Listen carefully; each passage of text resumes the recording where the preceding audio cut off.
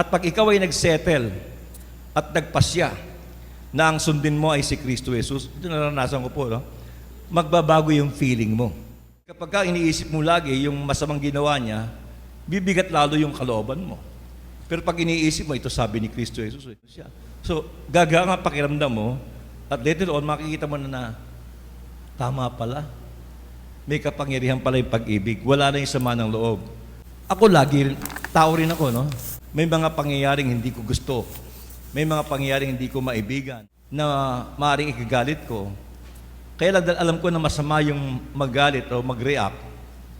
At ang iniisip ko ngayon, ano ba sabi ni Kristo? Dahil pag pinili mo naman yung ayon sa kalooban ng Diyos, tutulungan ka ng Panginoon eh. Amen? Tutulungan kayo sapagkat sabi sa Biblia, ang Diyos ang nagbibigay sa atin ng pagnanasa na gawin at